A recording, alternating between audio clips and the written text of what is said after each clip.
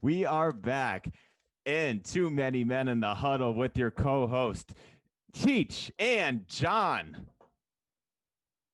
How you doing, buddy? You ready to talk some football? I'm born ready, bro. Lots to get into today, right, right, buddy? We got the Jets and the Broncos game that we want to go over. The Cowboys and the Browns game we want to go over. Coaches on the hot seat. Our top 10 teams, of course. And what do you want to start with over here, bud? Let's start with the Broncos and Jets. Um, Very interesting game, even though it's between two crap teams that no one cares about. Um, but what I find so interesting about it is Sam Darnold's development to this point, and Adam Gase, probably one of the worst coaches in the entire league. Completely agree with you. There's 40 million Americans without a job right now, and Adam Gase yet still has one. So go figure that. I don't know if you wrapped up some of Darnold's numbers within the past few games. I got a couple numbers here if you want to quickly go over them. I have that he ranks dead last in yards per game and pass yards per game, and I'm assuming that Gase has a little bit to do with that as well. Yeah, um, he definitely is. I have some Gase stats. Darnold, honestly, I don't think he's developed. I think he's the same player as he was as a rookie. I don't think he's gotten any better. I think a lot of that has to blame is he had a defensive coach in Tom Bowles his first year, followed by Adam Gase, who's like an offensive expert. Um, like Darnold on Thursday night, honestly, he was 23 for 42, nothing great, 230 passing yards. He had 84 rushing yards, which is crazy. I saw. Um, Imagine that. Yeah. yeah. So, can you name any weapons on the Jet stuff?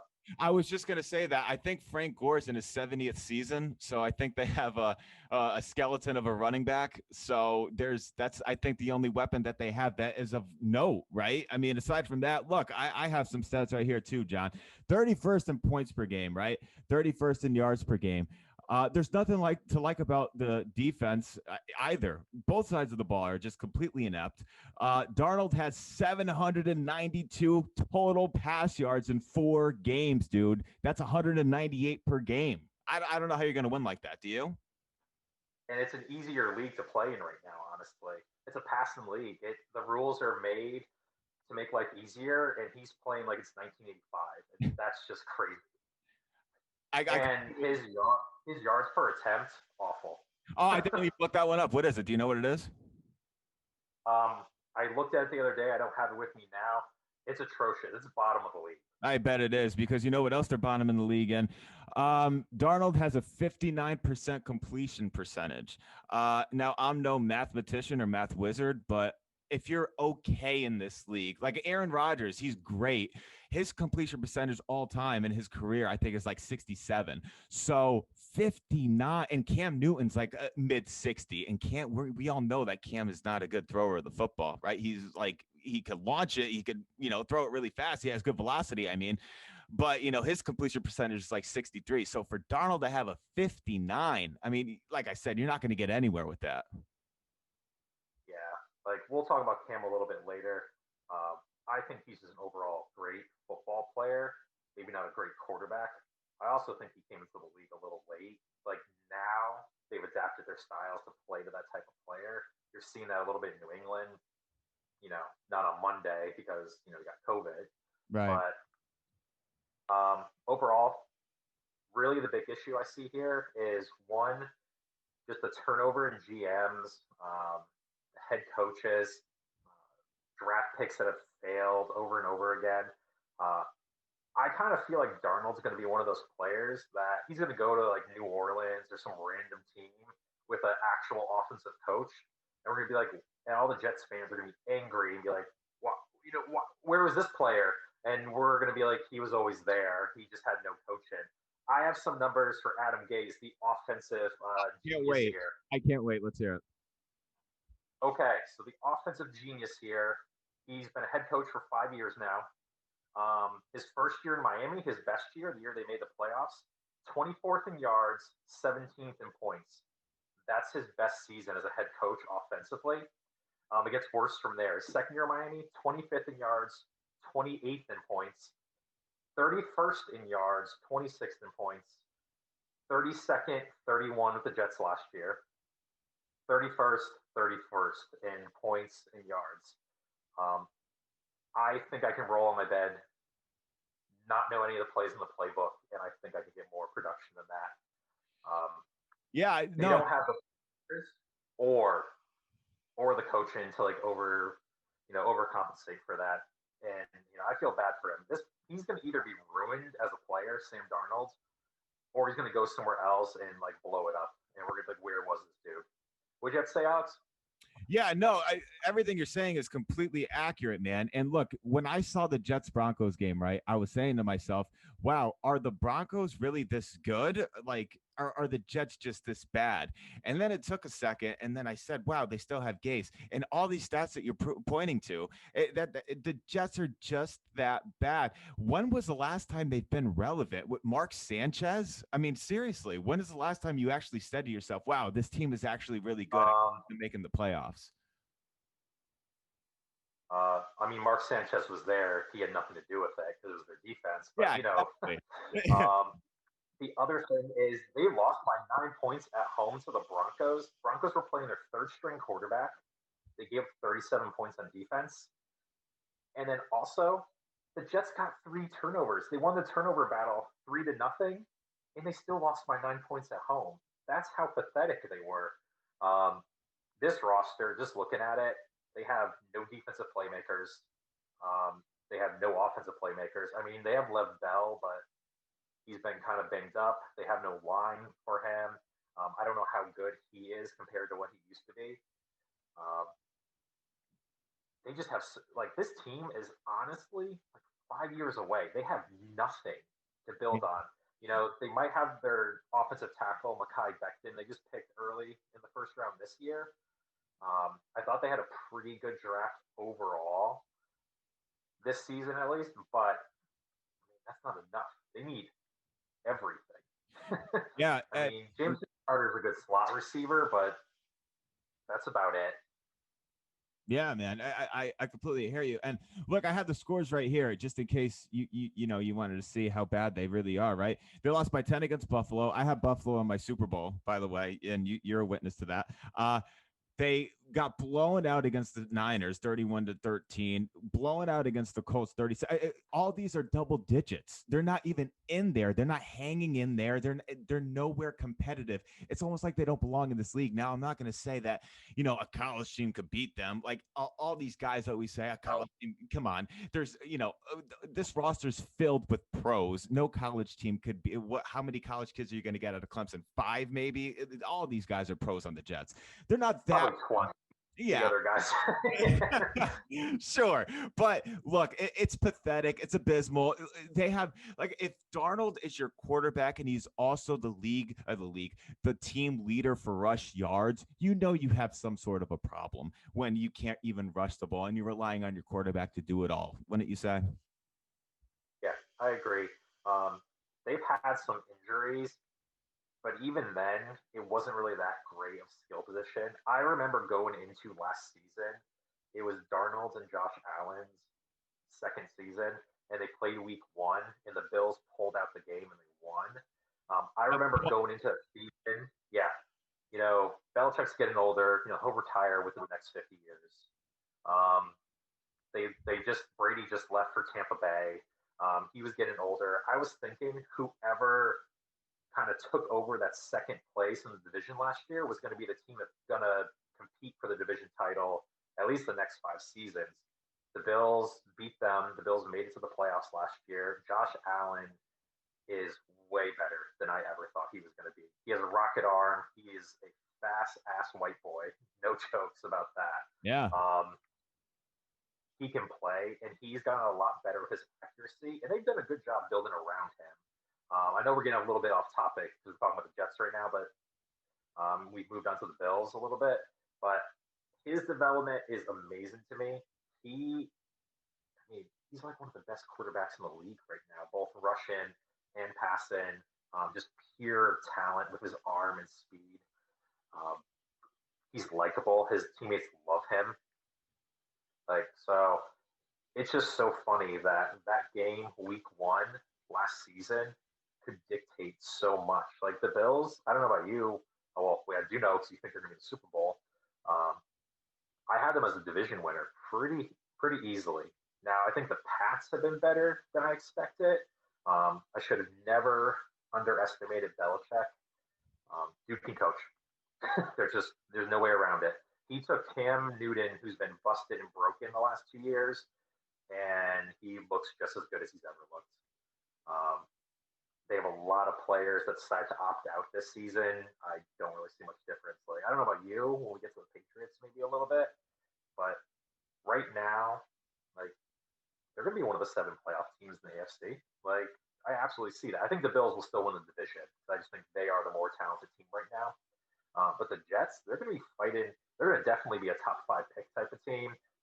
They're fighting the Giants for that top pick right now. Oh, it's not even close. And we could touch on the Patriots a little bit now if you want to too. But look, the Giants and Jets are both abysmal, right? Could we both agree on that? I think the whole world agrees with us on that. I think, not even I think. Look, the Jets, I have it right here, are 31st in points and yards per game. The Giants are 32nd in points and yards per game. So I mean, they're both absolutely terrible at everything offense, and I hate when people blame, oh, they have so many injuries, they have this and that. Look, your coach gets paid, right, to get the best players back up or starting that your coach could possibly get.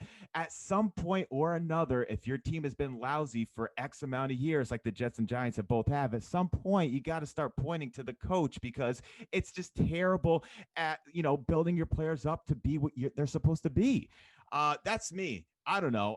I just think that New York has just been a shell of itself as far as NFL for the past 10 years, right? I mean, when's the last time the Giants won a Super Bowl? Or 2012. It's been some time, 8 years. So we were talking about the Patriots. So I have some numbers if you want to get into it a little bit. They're number 1 in rushing. So I think Belichick, the great coach that he is, he kind of put it all in his hands and all in Cam's hands and said, "Here, take the ball and do with you what you will with it." Right. So we see Cam. I'm sorry. Go ahead. No, you're fine. Their offense looks completely different from what it has. He completely adapted his offense to Cam, and it showed last night when Cam wasn't playing. They looked terrible on How offense. much They looked awful. he's a very valuable player. You're right. I'm sorry to cut you off. Go ahead. No, you're fine. He he looks like his whole career has been restarted by going to New England and how they built that offense. You got to remember, they didn't have an offseason. They signed him late, also. So, How many reps did he have? I mean, probably slim to none. like, they really didn't have an offseason. He got signed late, and they built an entire offense around him. That's amazing, man. I know they're only 2-2. I think they're by far the best 2-2 team in the league. I don't think it's that close. Who won the divorce then, right? I mean, because we're seeing Brady excel in Tampa. He lost his first game, but since that, we see Brady being Brady. We see Belichick with what he has right now, especially without Cam. We see Belichick doing phenomenal too. So if you had to choose one, who won the divorce? Brady's going to win the divorce in the short term. Belichick's going to win the divorce in the long term. Immediate, like Brady's team is more stacked. They're ready to go. They were really just a quarterback away. Their defense was sneaky good last year. Like it was top 5 in the league. They have pass rushers. Like they can get after it. That defense has transformed since Bowles took over as their defensive coordinator. Yes. And as far as Brady, I know he threw 5 touchdowns on Sunday. I don't even think he's really looked good so far. I think he is an improvement over Winston, but he has not looked really just. I've seen so many like Brady playoff games where he just decides like "F you, I'm going to take over. You can't stop me," and you see like the zip on the ball, and it's going like perfectly to like Edelman's or Welker's hands, and Right. there's nothing you can do to stop it. He doesn't look like it's very like choppy. Even on Sunday, they were losing for a huge portion of that game. Like By a lot. Herbert looked great. Yeah. Oh, Yeah, Justin Herbert's going to be fantastic. Could I just say the first of all, to play the defending Super Bowl champs, the Chiefs, and you were a stupid play. It's his first game. You can't knock him, but he could have ran for a first down. He decided to throw it across his body into coverage. It gets picked. He was a stupid play away from winning against the defending champs. Sorry to get a little off topic. I just think Herbert's going to be phenomenal going forward. I think he is too. And it's kind of funny to think of it this way. He plays in Los Angeles, but that's the perfect team for him because he kind of seems quiet and reserved. But that's kind of a small market team in the NFL. It's funny, they're in Los Angeles, Yeah. but they are a small market team. Like I don't even think they know that they're in Los Angeles yet. Like I'm pretty sure people think they're still in San Diego. I still say San Diego all the time. Everyone keeps calling them the Superchargers. That's because San Diego Superchargers just sounds so awesome, and like LA Chargers. I know. Like San Diego sounds so much more cool. Like I'm a huge advocate for going back to San Diego. I don't know about you, but um, I Sure, wanted what to happened? touch on the Cowboys and the Browns too, if you didn't mind. Look, what I saw for the Cowboys and Browns game is first of all, everyone is saying poor Dak, right? Poor Dak. He doesn't have a good defense. Poor Dak. I'll tell you what I see is I see Dak when the game is close and it's crunch time and it's 14 all. I see Dak fumbling. I see Dak throwing interceptions. And then when the game is completely out of reach and they're down by 20, I see Dak putting up garbage time numbers, trying to get back in the game. And all of it is for nothing. That's what I see in this. I don't know. What's your opinion? Um, his whole career, literally his entire career, he is probably the biggest front runner in the NFL, and the Cowboys pretty much are. Like there are games the Cowboys will blow your socks off. Like they'll win like 55-3. I just remember them spanking the Jalen Ramsey Jaguars a couple years ago in a game I didn't expect that. They did it to the Rams last year, where they just completely game got out of hand and destroyed them. But you're right. When games are like really close, tight, like in the playoffs, he really hasn't come through. He puts up great numbers. Don't get me wrong. Looking at the league right now, he's probably in that 8 to 12 range for quarterback. Everyone's going to be like, oh, you're crazy. His stats are like top in the league. I think he's on pace for like 6,000 passing yards It's right now. incredible. Like, oh my God. Yeah. But like stats aren't everything. Stats are only like an indicator to a point. You watch him play. Like there are times he's unstoppable. I'm a Giants fan. He's really ripped us up since we owned him his first season. Since then, we cannot stop him. He does that, and he's done it a lot in the NFC East. Not so much against the Eagles. Again, that has been his biggest competition in the last few years. Um, have been the Eagles. Just look, the other team that's been close to them in the division is the games they lose and they struggle with. Like it seems like forever ago, but the Giants did make the playoffs recently. They were 11-5 one year, and they swept the Cowboys. That's the year the Cowboys had home field advantage. This game, like I do think Dak has progressed and gotten a lot better than he was his rookie year, and he's improved as a passer. But I mean, look at their weapons. Their weapons are absurd. They've Yeah. had one of the better offensive lines in the league. Elliott is a stud. They have Amari Cooper. They have CeeDee Lamb. The new tight end Dalton Schultz has looked good since he's come in. I mean, they have weapons everywhere. It, it's ridiculous. Yeah, and you know what? I love making this comparison because people want to put Dak in the top five for pay. They want to put Dak in the top five for quarterback. And I always say, the difference between like a Dak Prescott and a Russell Wilson, right? Russell Wilson makes everyone around him better, right? He'll have average to below average, some better players around him, and Russell will make them better. Dak needs everything perfect around him to just be good. He still can't elevate, even though he has everything around him. Like you were touching on, right? One of the best O-line since he's been in the league. Great receiving weapons, the best running back in the game. What else do you want? And you see what I'm trying to say? He needs everything perfect, and he still can't elevate and make the playoffs every year. I just don't get it. What I compare him to right now, is my guy, Kirk Cousins, because when they're supposed to blow out teams, sure, they'll blow them out. When it's going to be close against good teams, they can't take you down the field and win. And I know numbers say otherwise, and Dak Prescott has X amount of fourth quarter comebacks, but the eye test just tells me so much different. He doesn't look like that guy to me. Do you agree? Yeah, I agree. Some other players that put up great numbers and look just amazing. Matt Ryan, I would put in his category. Same thing. Has a ton of weapons, puts up the numbers, has made to a Super Bowl once. I don't blame him for that Super Bowl because that was a complete choke job. He played great that game. If he wins that game, that changes my entire perception of him. But it's just the same thing.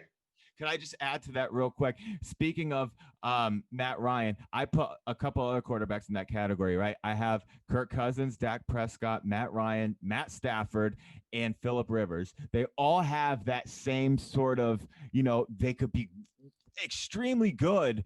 And then you just have games where you're like, wow, is this the same guy? Did he just throw 5 touchdowns, no picks last week, and now he's throwing 3 interceptions? Who is this? Would you agree with those players that I have condensed into this one category?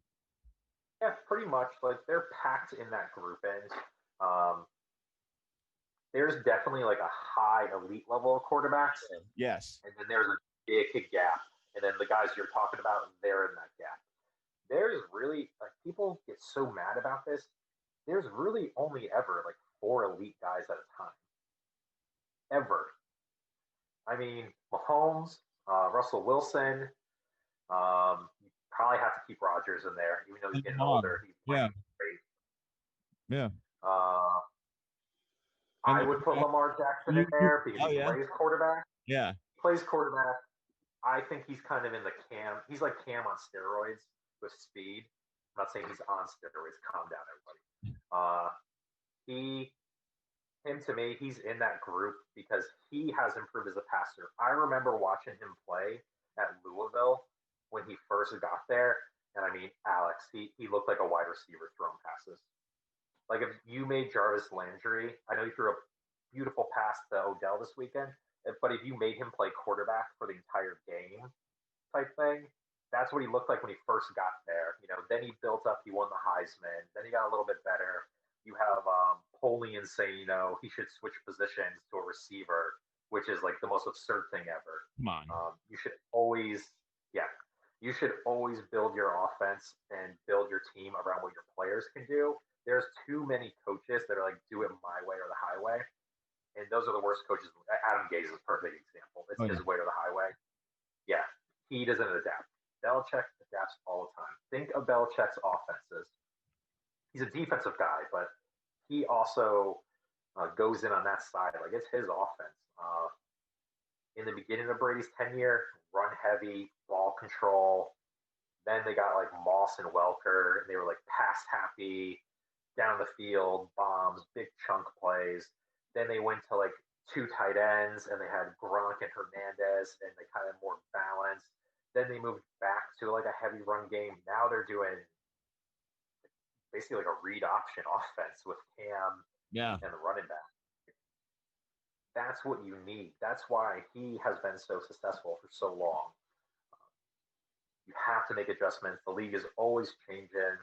You're going to get college is always changing. That's the big thing. The players you're getting, you need to adapt to them. If you think of the guy, absolutely, yes. Baltimore ripped up their playbook. They had statue Joe Flacco throwing bombs. Check down Joe. And now look at their offense. Yeah. Probably one of the fun offenses to watch. And they honestly, they're excited. They really are. They are a run pounded down your throat type of team, but it's different. It's a lot different. It's more a modern power run game. People think like ground and pound, and they think like Rex Ryan and the Jets talking about like that style where it's just like 1980s football down the field. Yeah. They have like a modern version of ground and pound. It's more spread out. It opens bigger lanes, allows for bigger plays. Their tight ends get involved.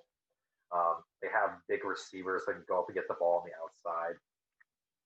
They built their team like perfectly, I think, to what they had, Right. what was available.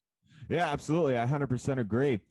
Um, if you want to, I just have a couple statistics regarding how Dallas is done within the past couple weeks because we kind of touched off base regarding this a little bit. But I wanted to get to they were down 31 to 14 their first game.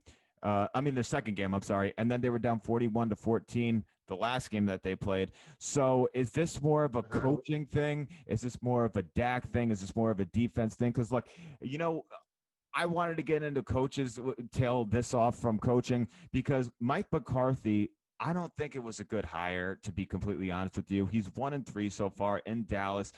What Dallas did when they got McCarthy, I think, is just make like a safe bet, right? I think they need a McVay, a go and get it, go getter kind of coach. McCarthy is just like conservative. He reminds me a lot of Mike Zimmer for the Vikings. It's just, he's just kind of there. He's an older guy. Old playbooks. He doesn't. I don't think he's a guy that will take chances. I don't think Dallas needs a guy like that. Dallas is America's team, right? This is a team that everyone, no matter if you love them or hate them, you tune in just to see them do shitty or you tune in to see them do well. It's one or the other, right? So do you think McCarthy's a big problem for Dallas's slow start this year? Do you think it's Dak? Do you think it's the defense? I personally think it's McCarthy. What is your opinion? So I was very shocked they hired him. I was as well.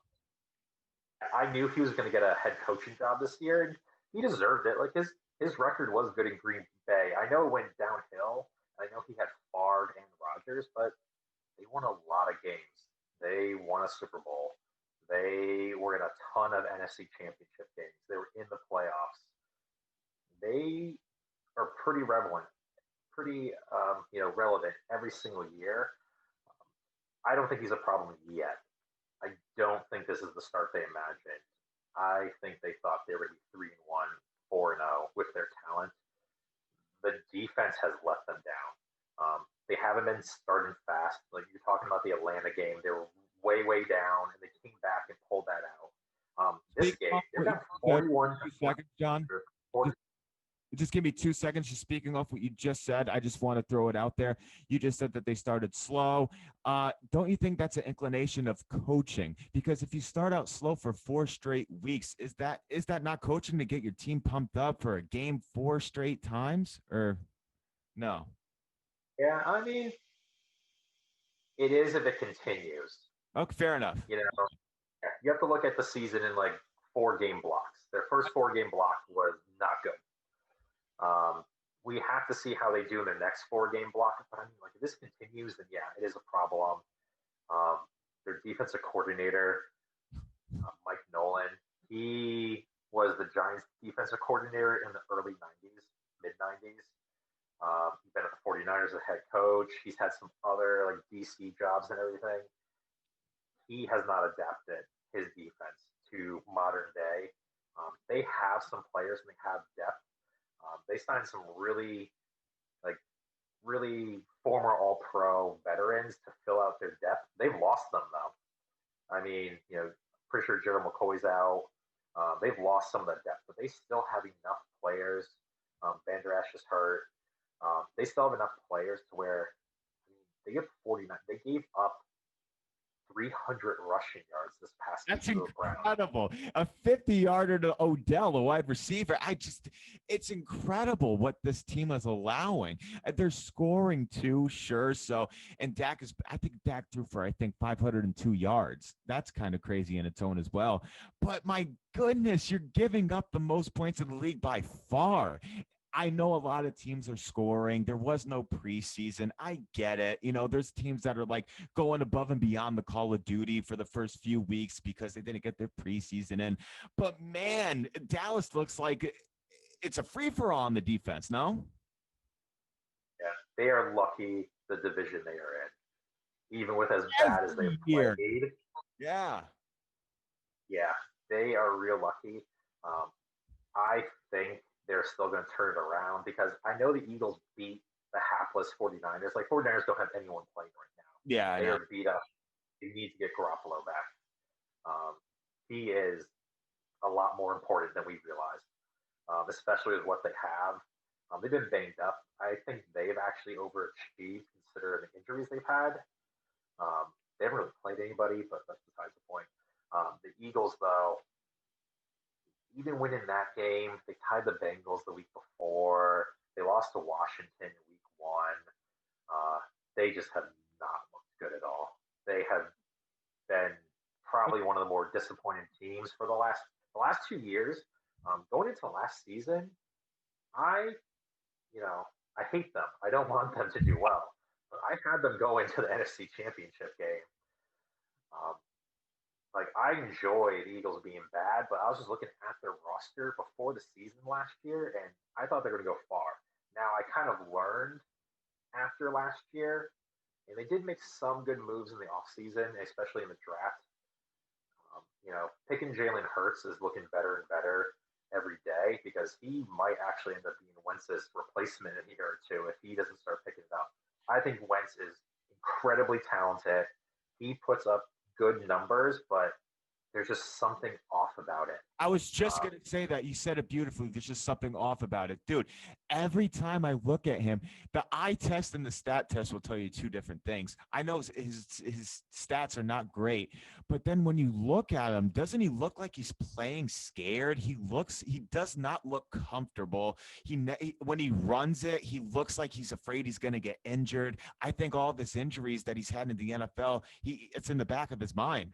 I don't know what your thought on that is. in college too. Yes, He yes, missed you're right. he missed a lot of his last year at North Dakota State. He During his second year, the year the Eagles won the Super Bowl, Nick Foles, he started it. He was on the way to being MVP that year. I know Brady ended up winning it, but to me, if Wentz doesn't get hurt, he wins the MVP easily that year. Um, since that injury, he has not looked the same. No, he hasn't, man. He has not. Um, I mean, better than my quarterback right now, but A we'll lot we'll better. talk about them a little bit later for dramatic reasons. Okay, Yes, but absolutely, man. it's just something Um, off. I think Dallas is still going to pull this division out. They're just too talented. They're by far the most talented team in the division to me. They're going to find a way. And they'll probably end up going like 9-7, 10-6, or something. I don't think they're going to go like 7-9 to make the playoffs. Like they'll correct it. They have some games against the Giants left of the Eagles. They have games against Washington. Their records are going to improve really soon. Don't you worry. yeah, and I'm looking at it right now. Dallas has a very easy schedule down the line after their bye. If the standings stay as they are right now, Dallas plays one team over 500, which is at Baltimore. Aside from that, the schedule's cake. I mean, they play at Minnesota, Washington, Baltimore, Cincinnati, the Eagles, and the Giants. I mean, that's shoe wins. I mean, but this is the NFL. We see weird things all the time, John. So who knows? But as of right now, they look like the favorite in the NFC least, right? With your guy too, Daniel Jones, who does not belong in the NFL, in my opinion. But like you said, we'll get to that. Calm down. His weapons are just so amazing right now. Also, I don't know where to um, start with his weapons. They're all great, aren't they? No, I'm just kidding. They're terrible, just like him. I mean, their weapons are still better than the Jets' weapons, but not by much. Yeah. Even with Barkley.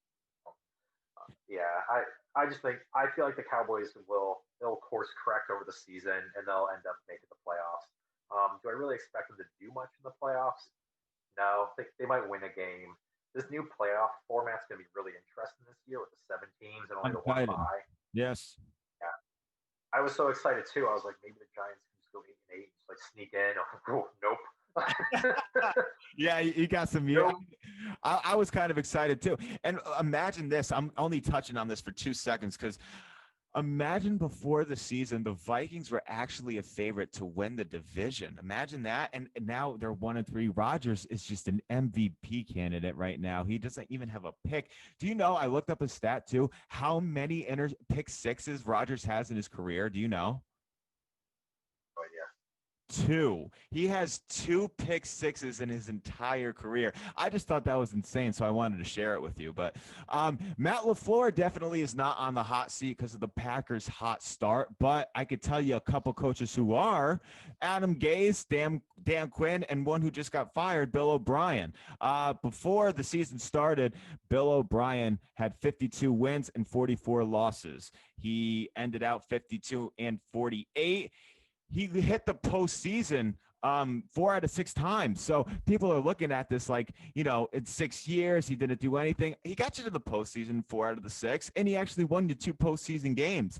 Not terrible, okay? Not as bad as everyone makes it seem. I just think personally it was time for them to move off with Deshaun, as young as he is, and the contract they just gave him. They need someone who's like a Sean McVay, right, for Deshaun Watson. It just wasn't Bill O'Brien's job anymore. Good luck finding that. Good luck Explain. finding that. I mean, Go for everyone it. wants Sean McVay. Oh yeah. Oh yeah, If yeah, only yeah. everyone could have Sean McVay as their head coach, or A Sean McVay type, a Bill um, O'Brien type. Hey, look, like I said, he didn't do terrible like everyone is making it seem, right? His play calling at certain games, like in the AFC divisional game against the Chiefs when you're up 24-0 and you still lose by like 20, like that's embarrassing. Those kind of games, I understand why he got fired. All that wrapped up into one, right? But as far as, the stat test, not the eye test, the stat test for his record, the postseason appearances, not terrible. That's all I was trying to say. yeah, like I would say, uh, Bob, as they call him, I would say he's an above average NFL coach. He was like good. If you hired him, you wouldn't be that excited. Like, kind of when McCarthy got hired, it was Yeah. like, eh. I mean, McCarthy's won a Super Bowl, had way more success than Bill O'Brien has. But I mean, he's okay. He's above average. I kind of almost feel like his style, because he does seem like he's extremely hard to work with. He's definitely not a modern day head coach where you need to have that relationship with your players.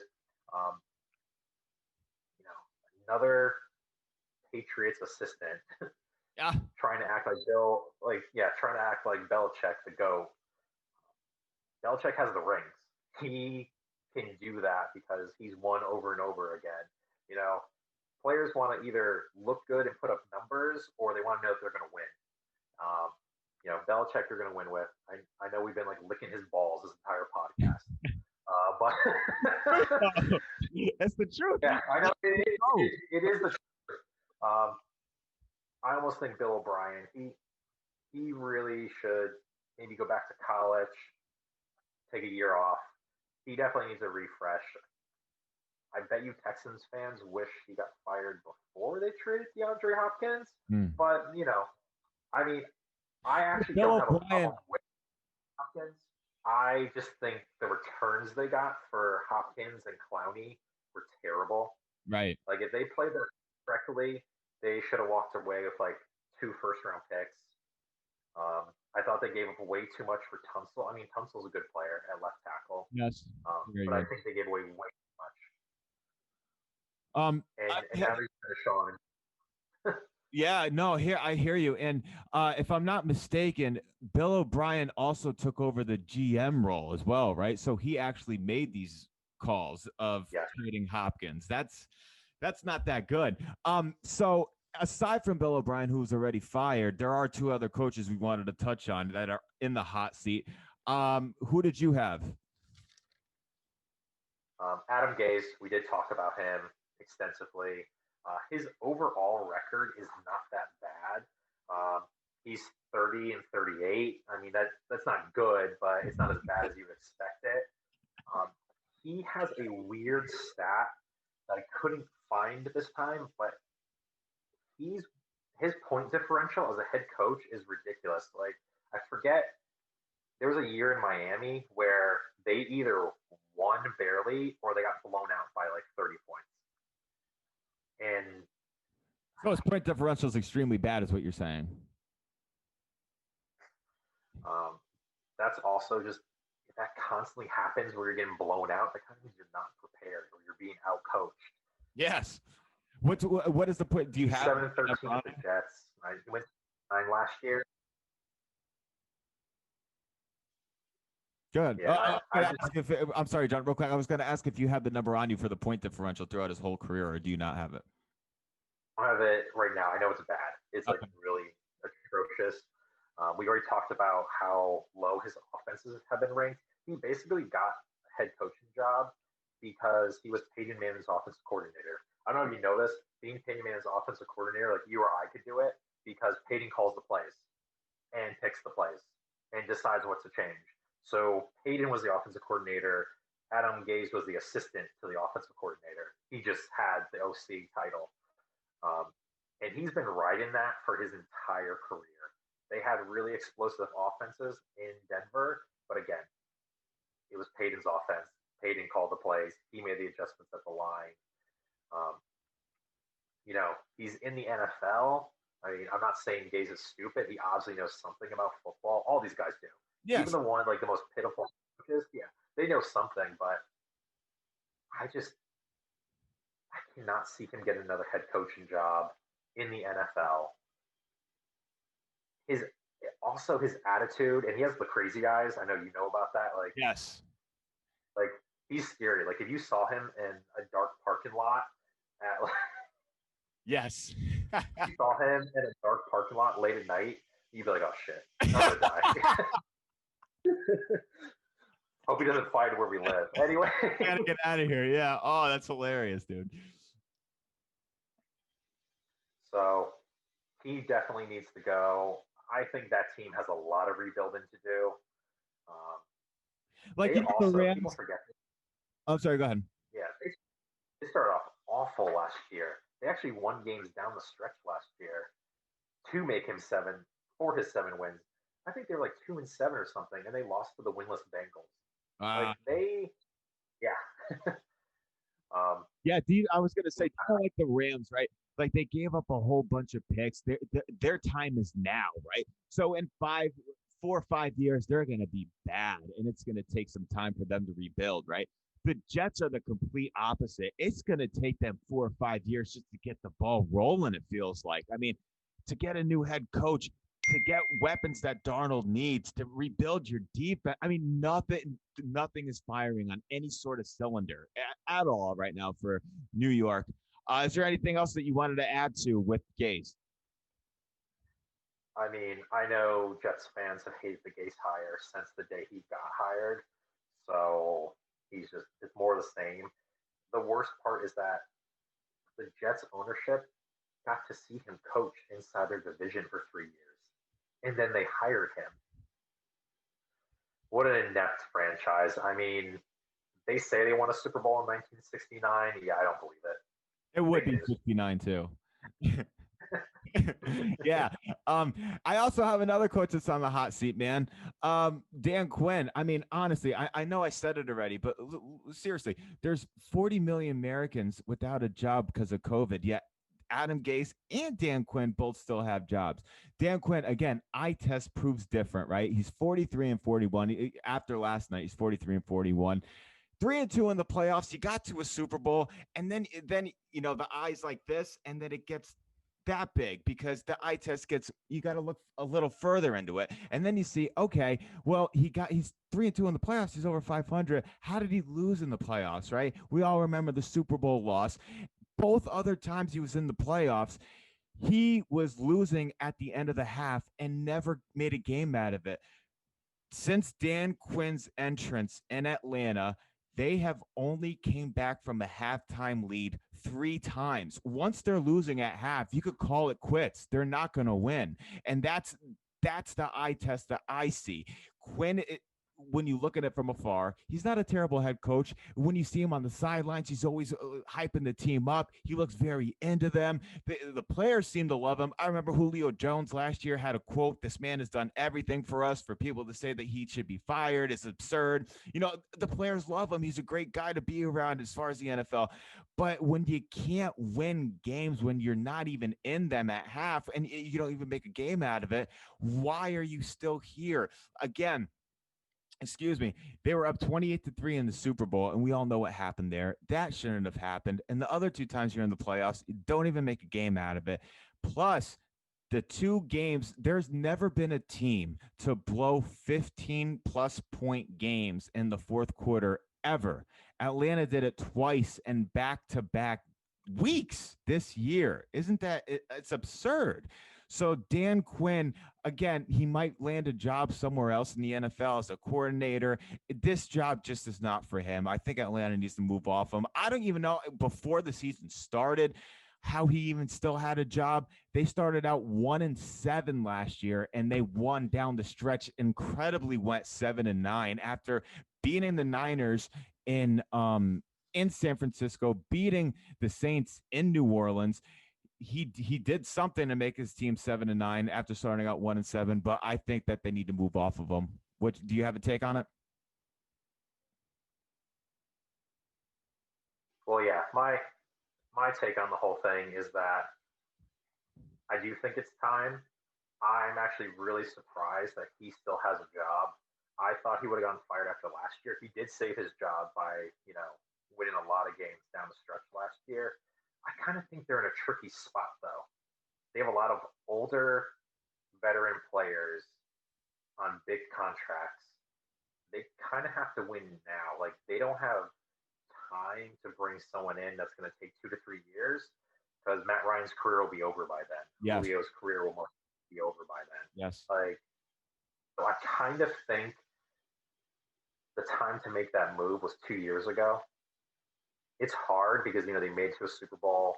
That's the furthest they've ever made it. They made it to one Super Bowl in like the late '90s. I think they got smacked by the Broncos. Yeah, after beating truly the Vikings, I remember that. Of course you do. No, the Vikings are the greatest loser franchise of all time. It's so true. Thank you. I appreciate it. Yeah, I know. They're actually good enough to make the playoffs, win division titles, win playoff games, go far, but like completely blow it. Like they see an NFC championship game and it's 41-0 before you know it. Yeah, thanks. Yeah, a little pun there. That was funny. I know. Yeah. No, man. Look, I completely agree with you, man. Look, it might be a weird time to do it. It might be a weird time to fire Quinn. It might be not in anyone's best interest. But let me just can I just say this? Arthur Blank, Atlanta Falcons owner, he has just unbelievable loyalty towards Dan Quinn. I mean, if I were to marry anyone, if I were a woman and I wanted to marry someone, it would be Arthur Blank. I mean, the loyalty that this man shows to his head coach after what? I got it right here. Three straight under 500 seasons, and he's not even considering it. It's fantastic. Yeah, they definitely have a good culture there. They just don't. There's just something missing. We keep talking about this. There's just something missing. Um, Much like Gase, who's supposed to be this offensive genius, um, Dan Quinn's side of the ball is defense. And yes, he is a head coach, but he's already been allowed to fire his assistant coaches. Yes. Usually, when you fire assistant coaches and then you don't succeed after, you're gone. Like, these guys we're talking about, are they going to get fired during the season? Probably not, or probably not till like the end. It is a weird year with everything going on. I'm amazed the Texans fired Bill O'Brien. I am too. And can I just say, before anyone, I thought that Dan Quinn would be fired before anyone. Like, if you put odds in front of my face, I would say Dan Quinn, check. He's going to be gone before anyone else is. Bill O'Brien, honestly, I didn't see that one coming. I just wanted to go off that because I didn't see it coming from a mile away, to be real with you, Yeah, if they had a bad season, I could have seen him getting fired Sure. in the offseason type thing. Um, Adam Gase, the craziest thing about him is the Jets ownership is like steadfast, like he's not going anywhere. He's our head coach. You would think this guy has like 3 Super Bowl Yeah. rings.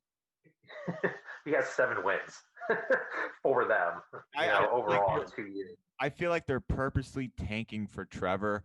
And then what are you going to do with Darnold? I don't know. I just like, how could you really not be this good? And it almost seems like they're trying to not be this good because just look at a game, do an eye test on a Jets game. I know you probably do, but to viewers, just look at the way they play. It's almost like they don't want to be there. It looks like they're. I don't want to say it that they're purposely losing, but it looks like they do not want to be in any game. What do you see that too? Yeah, absolutely. I think that has a lot to do with Gase's personality. Like Quinn and Gase are completely different situations. Quinn has won before. They've kind of underachieved and fallen back to being like mediocre lately. And now it's starting like the floor is falling out below them. Gase is just like the floor was never there. Like Yeah. just walking into a house with no floor, and then you're just like, yeah, everything's fine. Falling. Everything's fine. Nothing is here. Yep, it's fine. I mean, I know a lot of Jets fans. I know you probably do too. Yes. They bang their head against the wall every day. Like, why is my team so stupid? Yeah. Why? Why? I mean, I understand. I'm a Mets fan. I do the same thing with them as Jets fans do it for their football team. Been doing a lot of that with my football team. So, John's just miserable. All his teams suck. Oh, Okay. yeah, man. I hear you. Best for last of the segment, right? This is the part that we're usually going to disagree with each other on, and fireworks are going to be flaring at times. I have my top 10 teams heading into week 5 of the NFL season, and I know you have yours as well. I'm going to say mine first. I'll read them off to you with like a 3-second interval so you have time to digest each pick if you don't like it. And at the end of it, you could tell me how you disagree with it, and I'll do the same with your picks. All right. So I'm going to start with mine. All right. I have number 10, the Cleveland Browns. Number 9, the Pittsburgh Steelers. Number 8, the Los Angeles Rams. Number 7, the Indianapolis Colts. 6, the Bucks. 5, the Ravens. 4, the Packers. 3, the Bills. 2, Seattle. And 1, the Chiefs. If you need help, I mean, repeating any of them, let me know based off of what you heard. And guys, next podcast, we'll try to have a side-by-side comparison. I kind of got in here a little late. So next time I'm going to be sure so the audience could see all of our picks at once, John. So they'll see my picks and your picks, top 10 each. Based off what you heard, what do you agree with? What do you disagree with? I want all the feedback I could get. Let's hear it. Not too bad, honestly. I will say you and I really disagree on the Pittsburgh Steelers. Yes. Um, You're really high on it. I'm really high. They are my Super Bowl participant. They're my loser, but they are the team I have going to the Super Bowl out of AFC. I'm not going to lie to you. After watching the first 4 weeks, I feel really stupid that I didn't pick the Chiefs. But I was just thinking like how hard it is to get back. But I should have thought about it more as like the Chiefs probably should have won back-to-back Super Bowls if D4 doesn't go offsides. Yeah. Like they won that Patriots game. They would have. I know the Rams beat them in the regular season that year. I think that Chiefs team would have killed the Rams in that Super Bowl. Like would have beat them by like 10 to 14 points, which in the NFL and the Super Bowl is a lot of points. Oh yeah, To be definitely. beating a team by. So Sorry, 2 seconds. I just want to recap off what you just said about your Steelers. I just want to point out that they're 3-0, but they beat teams that combined 0-9 so far. I'm putting them in the top 10 still. I'm putting them low in the top 10 because I need to see a little more. They beat teams that combined 0-9. They beat the Giants by 10 points. If Daniel Jones doesn't throw a pick in the end zone when he's at the 4-yard line, the Giants make a game out of that. Then who knows where that game goes? They beat the Texans, which just fired Bill O'Brien, by 7 points. If Deshaun Watson gets his team down the field, who knows what could happen there? I just need to see a little bit more. They beat teams that combined 0-9. I forgot who the last guys team that they played was. I don't want to give anyone misinformation, but I know those two for a fact. So that's all I wanted to say about the Steelers. Plus, I have the Bills at number 3, Seahawks at number 2, Chiefs at number 1. Just to reiterate, I have the Bills in front of the Packers. Packers look great. Bills are my Super Bowl pick, so I have a little bias there. And I think Josh Allen is playing at an MVP level, maybe a little better than Rodgers. I don't know if that's a little more bias kicking in, but if you ever seen Allen throw the ball, the thing is a missile, and he's a tank. He's like 235 pounds, 6'6". It looks like a bullet being fired out of a gun. It's incredible. That's my guy. That's my Super Bowl MVP right there, John. Yep. And the Giants picked a running back at number 2, and Allen was picked later in the top 10. Yeah, yeah. I mean, and oh, by the way, the quarterback that they liked, if they were going to take one of the quarterbacks, they didn't like they're going back and forth. The consensus among the scouts, the head coach, and the GM at that time was Josh Allen. So they would have picked Josh Allen Ooh. instead of Barkley. Who Barkley is an amazing talent, but he's been nicked up the last 2 years. It's the exact reason in today's NFL you can't pick a running back in the top 5. I I mean, agree. this is a topic for another day that we can really break down. But Also, running backs are overpaid. I don't think that you should pay any running back any sort of money. You could build Madison's our backup. He does just fine. I'm sorry to get a little off topic. It's true. I agree with you 100%. I want to hear your top 10. And do you disagree with any of my other picks? uh, I actually think the Browns are probably a little bit higher. Ooh, Um, interesting. Stefanski, their new head coach, I like their offense. I like their style. They definitely play to the talent they have. Um, they are just a power running team. Um, 2 tight end sets all the time. Odell on Sunday looked a little bit like the old Odell, Yes. where he just takes over a game. Um, I think that was his first like I feel multiple like Baker, touchdown game since he was on the Giants, by the way. He hasn't had one in Cleveland. yeah. I mean, him and Baker had a weird connection last year. Yeah. It didn't really like. There was a lot of things wrong with the Browns last year. They definitely underachieved. Yeah. I don't really think Baker's been playing great. I don't think he's been playing bad either. He's just been there. Like He's been there. He's been all right, you know. He he's not losing them games. exactly. He Exactly. has the talent to be a little bit better than he is, but it's a new offense. It's again, all these teams have not had an off season, but I just stylistically, I like how their offense. I do I've too. seen them a lot actually. They've been on TV so much down here for some reason. Um, they have looked. I like how it looks. Week 1, forget that, throw that out against Baltimore. But since then, like it's looked very like crisp together. The run game is dominant. Chubb got hurt early in the game last week. Hunt was already had like an injury coming in. He still played. This guy, Ernest Johnson, I've never even heard of him. Evidently, he had Incredible 29 though. rushing yards Yeah. before Yeah. Sunday. Yeah. Yeah, Um, I just said that running back that you just mentioned, I had no idea who he was, and he did extremely well. So it was fun to watch. yeah. So Steelers and Browns, I would put a little bit higher on the list. Um, I'm not going to get too caught up in how things have gone the first 4 weeks. It's a weird season. You'll see that on my list too. So I would say Chiefs 1. I'm still going to put the Ravens number 2, and I'm going to put the Steelers 3. Actually, Oh, I really like the Steelers. I know you said they haven't. I know you said they haven't played anybody. I mean, it's an NFL schedule. They can't do anything. They play who they're told to play. They've beaten them. Their defense has continued to do what they did last year. They have by far the best defense in the league. I don't even think it's close. let me just say for 2 seconds, they have by far the best defense in the league against 3 winless teams. I want to see what the Steelers could do against the Titans. I was actually really looking forward to this game before it got postponed. I actually had Tennessee winning.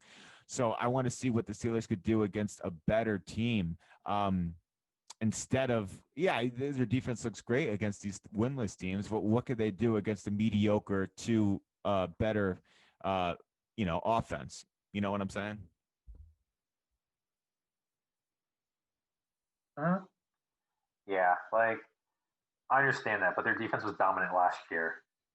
They had Mason Rudolph playing games, and they won 9 games last year. Think about that. 8-8. That's how good their defense was. Yeah, they still did. Moving on, Seattle's my first team. All right, Seattle number 4. Um, I just like what I've seen from them overall to this point. Um, Green Bay has to be number 5 for me. I think they're definitely the second best team in the NFC right now. Uh, NFC is actually kind of brutal in a way. I mean, you have to put Tampa Bay number 6 right now. I have Buffalo number 7. Ooh. I have Cleveland number 8. Ooh. I have Indianapolis number 9. I mean, we're pretty much in the same area with them, give or take. Um, and then I'm going to actually put New England 10. Wow. I don't count this last game against the Chiefs. Tim didn't play. I actually think by the end of the season, New England's going to be a lot higher. I've liked what I've seen from them this year. There we go again, tickling Belichick's balls. He's probably giggling at this point, but you know, they've really impressed me. I did not think they were going to be as good as they are this year. I think if Cam plays yesterday, I mean that game was relatively close when you think about it. Yeah. It was like they won 26-10, but like the Chiefs took a while to pull away. Right. So I'm going to put them at 10. Any thoughts? What do you think? Where you disagree? Listen, man, I think we first of all, we both had the Bucks at 6. We both had the Ravens in the top 5, Packers in the top 5. I personally think you ranked the Bills too low. You had them at 7, I believe. I have the Bills at 3. And you rank the Steelers really high at 3. That's incredible to me. Like I said, we're just going to agree to disagree on the Steelers right now. There's not much more I could say. There's not much more you could say. It's just, we disagree with that. I just think the Bills, man, look, the Bills have, this is a stat that I saw too. The Bills, this is the first time they started out 4-0 since 2008. And when they started out 4-0 in 2008, they finished 7-9. So hopefully that's not another, this is not another reenactment of 08. And the Bills are actually going to, progress this year. But honestly, the only 2 teams, like I said, I disagree with are the Bills and the Steelers. Aside from that, I can see where you're going with the Patriots in the top 10. No knock, I get it. But the Bills and the Steelers, those are the only 2 teams that we disagree with, to be honest with you. Oh, and I have the Rams in here, and you don't. I have the Rams at number 8. Yeah, they just haven't really impressed me. I've seen a few of their games too. They're okay. I mean, they barely beat the Giants this week. They won 17-9. Jones threw a pick towards the end of the game. Like they were in it. Like, I mean, Family Feud after the game. That was probably the most interesting part of that entire game. But yeah, and we'll get to that next show because we're completely out of time just about right now. But we'll get into Ramsey and Tate. We completely forgot about that because of all the other topics we had going on. But I'm sorry to cut you off, John. What were you saying? no, you're fine, buddy. Like I like the Bills. I like McDermott. I like Josh Allen. I like their defense. They added Diggs in the offseason. I think that's really helped improve them. Um, they continue to get better. They've built their running back room the correct way with mid-round picks Yeah. and some veterans. Um, I do like their team. I just think the Steelers have a dominant thing that no other team has, and it's their defense. They have multiple All Pros on their defense between T.J. Watt. I think Minka Fitzpatrick's going to be an All Pro. Cameron Hayward's still holding it down. Stephen Tuitt. Like they are a very good team. Devin Bush, their first round pick from last season, he's playing great too in the middle or off ball linebacker. Like, they have an elite thing that no one else has, and it's their defense. It's going to keep them in a lot of games. They have a good offense. an amazing defense, um, which is weird to say in 2020. Things do tend to kind of go towards offense, but I'm still a believer that you need to be a balanced team, and they are really balanced overall. So I think in the long run that will actually benefit them. But we'll see. We have a lot of season left. We do, John. We have plenty of season left. Only week 4. We're gonna Anything be to add, buddy? yeah. We're gonna be into week 5 tomorrow. You said you wanted to shoot another pod. Is that correct? Absolutely, buddy. Wonderful. So tomorrow I'm ready. yeah. Tomorrow we're gonna head into week 5. We're gonna go over some week 5 picks, scenarios. We're also gonna talk more about Tate and Ramsey, which we forgot to discuss today. So that's another topic of discussion. We could also go over a division, preseason division winners, how it's faring out so far this year, upsets so far, that kind of thing. Next time, guys, thank you for watching Too Many Men in the Huddle with Alex, aka Cheech, and John. We'll see you next time, guys. Thank you.